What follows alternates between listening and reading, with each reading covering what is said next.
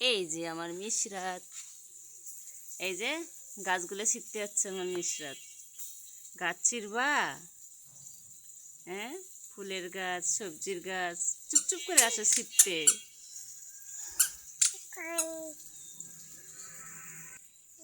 মিশরাত, ও মিশরাত, একা একা কি করো এখানে? চুপচুপ করে এসেছো।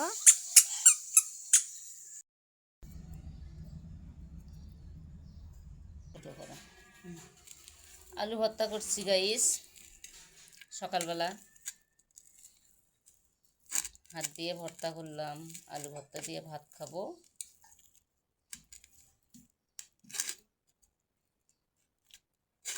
চটমটা করে ভর্তা করলাম, ঝাল ঝাল করে।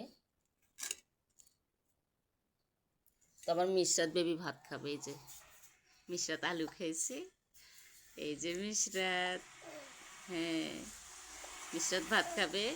অনেক ছটপট ছটপট করছে। এই যে মিশরাতের জন্য একটা আলু থুয়ে দিয়েছি, ছানে টেনে ভাত দিব। আর আলু ভর্তাটা আমার হয়ে গেছে। চলো ভাত খাই।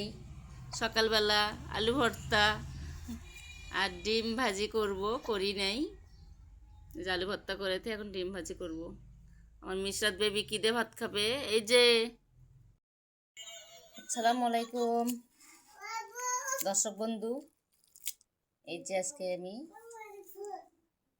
পান্তা ভাত খাচ্ছি আলু ভর্তা দিয়ে। বিসমিল্লাহ।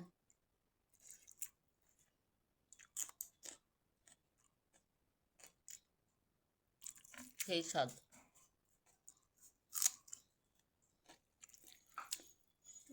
সেই যে খাইছিলাম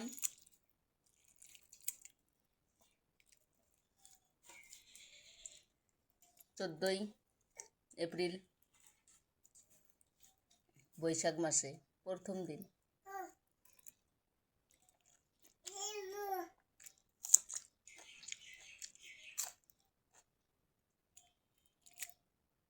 সেই খাওয়াই আজ আজকে খাচ্ছি।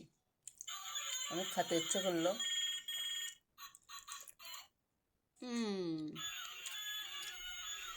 আমার মিশরাত।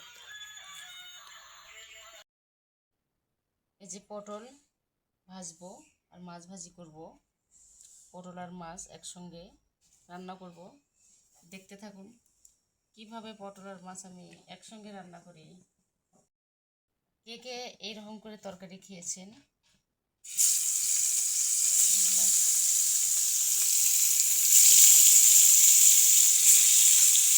অনেক মজা হয় পটল আর মাছ এরকম ভেজে রান্না করলে। তবে মাছটা ভেজে নিব, তারপরে পটল ভেজে নেব। তো কষে নিয়ে ঝোল দিয়েছি, এখন মাছগুলো আমি ছিঁড়ে দিব।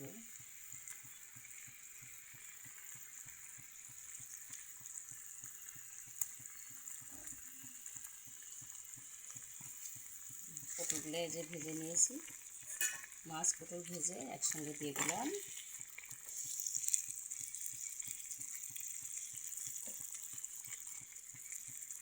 হতে থাক, পরে দেখতে পারবেন তরকারিটার লুক।